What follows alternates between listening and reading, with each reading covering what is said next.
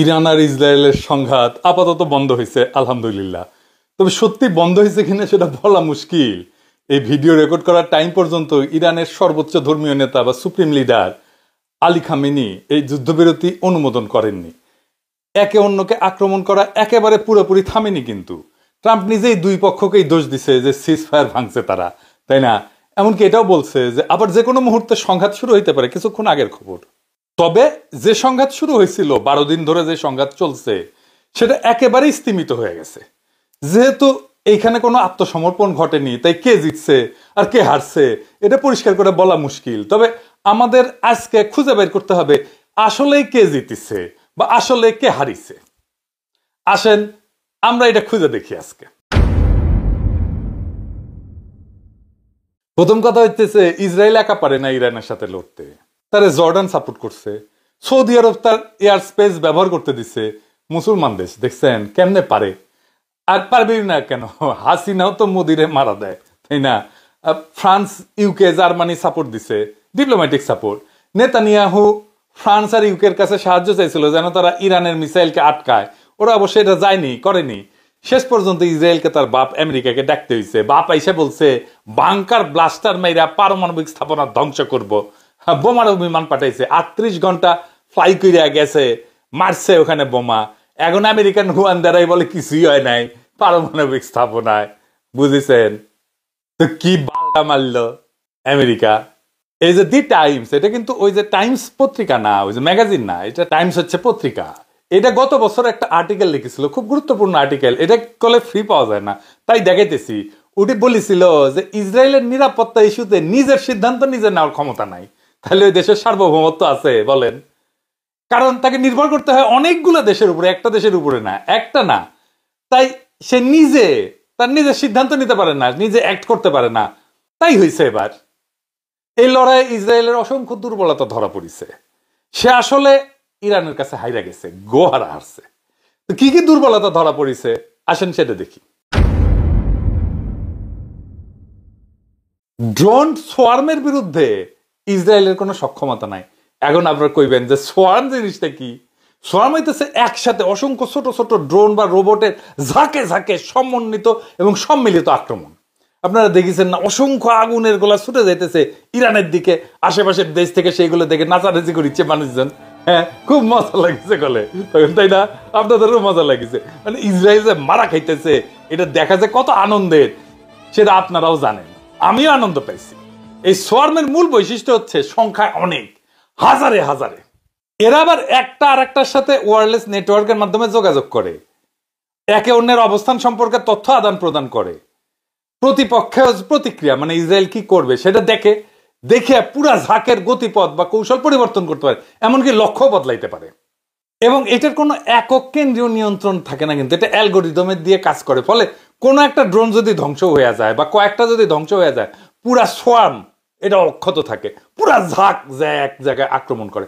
এখন এই ঝাঁকের প্রত্যেকটা আলাদা আলাদা কইরা ওই যে আয়রন ডোম আছে, আয়রন ডোম বুঝেছেন না, ওই যে ছাদের মতো, মানে ওই ইসরায়েলের দিকে কোনো বোমা বা মিসাইল ছুড়লে ইসরায়েল আর একটা পাল্টা মিসাইল ছুড়ে ওইটারে ফাটায় দেয়, আকাশেই ফাটায় দেয়, ফলে ক্ষতি করতে পারে না।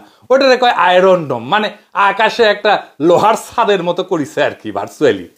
তো যাই হোক, ওই আয়রন ডোম আর এই হাজার হাজার ঝাঁকে ঝাঁকে গেলে তখন আর বুঝতে পারে না, সবগুলোকে আর ফেলতে পারে না। আর একটা সুবিধা হচ্ছে কি, এই যে সোয়ার্ম, এই সোয়ার্মের এক একটা জিনিসের এক একটা ড্রোনের দাম অনেক কম, সামান্য। কিন্তু ওই ড্রোনটাকে ফেলাইতে হইলে ইসরায়েলকে যে বোমা মারতে হবে সেটার মিলিয়ন মিলিয়ন ডলার দাম। তার মানে কম টাকার ড্রোন ফেলাইতে যায় মিলিয়ন মিলিয়ন ডলার খরচা পানিতে ফেলে দিচ্ছে ইসরায়েল। আবার এই ঝাঁকে ঝাঁকে আক্রমণ করার একটা সুবিধা আছে। সুবিধা হচ্ছে প্রচুর সংখ্যক লক্ষ্যবস্তুকে একসাথে আক্রমণ করলে শত্রু রাডার, এয়ার ডিফেন্স সিস্টেম, যেমন এই যে আয়রন ডোম টোম, এটা আর কাজ করতে পারে না ঠিক মতো। তাই এর ফাঁক দিয়া অনেক মিসাইল যায় ল্যান্ড করে ইসরায়েলে, তাই হয়েছে, তাই না? আগে কিন্তু আয়রন ডোম ভালোই কাজ করতো, কোনো মিসাইল মাটিতে যে পড়তো না ওইভাবে, প্রায় 99% ক্ষেত্রে ধ্বংস করে দিতে পারতো আগেই। এর কারণে ইসরায়েলের নাগরিকদের ধারণা ছিল যে আমরা তো সুরক্ষিত, আমাদের কেউ কিছু করতে পারবে না, সামে ছিল আর কি। গাজায় যখন বোমা পড়তো এই হারামজাদারা বাড়ির বারান্দায় চেয়ার নিয়ে বৈশা মদ খাইতো আর বোমা পড়া দেখতো কেমন জাউরার জাউরা দেখেন। দেখেছেন এগুলো মানুষ না কুত্তার ছাও? এডিটর সাহেব এগুলো প্রত্যেকটা ছবির উপরে জাউরার জাউরা সিল মেরে দেন, আর একবার মারেন, আর একবার মারেন। এই যে সোয়াম, এটা একই সাথে বিভিন্ন দিক থেকে, বিভিন্ন উচ্চতা থেকে, বিভিন্ন গতিতে আক্রমণ করতে থাকে, প্রতিরক্ষা ব্যবস্থা বিভ্রান্ত করে দেয়। এরা আবার জটিল লক্ষ্যকে শনাক্ত করতে পারে, মানে ধরেন যে গতিশীল লক্ষ্য, মানে যেটা চলিচ্ছে, চলমান ট্যাঙ্ক ট্যাঙ্ক ইত্যাদি, এগুলোকেও আক্রমণ করতে পারে। তো ইরান করতো কি, প্রচুর সংখ্যক, প্রায় 1000-এর মতো কম দামি এবং ধীর গতির শাহেদ ড্রোন একসাথে সোয়ার্ম হিসেবে পাঠায়। এই ধরনের বড় সংখ্যক লক্ষ্যবস্তুকে একসাথে শনাক্ত করা, এটাকে ধ্বংস করা যে কোনো বিমান প্রতিরক্ষা ব্যবস্থার জন্য একটা বিশাল বড় চ্যালেঞ্জ। আয়রন ডোম এই কারণে কাজ করতে পারেনি। আর এই ড্রোন পাঠাইছে, আর একই সময় ইরান ক্রুজ মিসাইল পাঠাইছে এবং সুপারসনিক ব্যালাস্টিক মিসাইল পাঠাইছে। এবং সুপারসনিক ব্যালাস্টিক মিসাইল খুব বেশি দেশের নাই, এমনকি আমেরিকারও নাই। দেখেছেন না, একেবারে বিদ্যুৎ গতিতে যে একেবারে পড়িচ্ছে একটা মিসাইল। এই যে সমন্বিত হামলা, এটা মোকাবেলা করা ইসরায়েলের প্রতিরক্ষা ব্যবস্থার জন্য খুবই একটা জটিল সমস্যা ছিল এবং পারেওনি তারা। এবং বিষয়টা হচ্ছে, এই পুরা টেকনোলজি এটা ইরান নিজে তৈরি করছে, কারো সাহায্য নেয়নি। এই টেকনোলজি ইরানের একান্তই নিজস্ব। এই যে এতদিন ধরে স্যাংশনের মধ্যে থেকেও কি রকম টেকনোলজি ডেভেলপ করছে দেখেন। ইসরায়েল প্রথম সপ্তাহে $5 বিলিয়ন খরচা করে ফেলছে এই যুদ্ধের পিছনে। প্রথম সপ্তাহে 12 দিন যুদ্ধ চলছে, এক এক দিনে $1 বিলিয়ন খরচা হয়েছে। তার মানে $12 বিলিয়ন মায়ের ভোগে চলে গেছে ইসরায়েলের। তো এই $12 বিলিয়ন কত? আমাদের দেশে পুরা বছরে খরচা হচ্ছে $70 বিলিয়ন মতো। তাইলে বুঝেন, $12 বিলিয়ন একটা বিশাল অঙ্কের টাকা। বাড়ি ঘর যা ভাঙছে তা প্রায় $1.5 বিলিয়ন এর উপরে। মানে এই $12 বিলিয়ন হচ্ছে তার যুদ্ধাস্ত্রের খরচ, তার সেনাবাহিনীর খরচ। এই যে একটার পর একটা যুদ্ধ করতেছে ইসরায়েল, এর ফলে ওর অর্থনীতি টিকে থাকবে কিনা, এটা নিয়েই প্রশ্ন উঠেছে।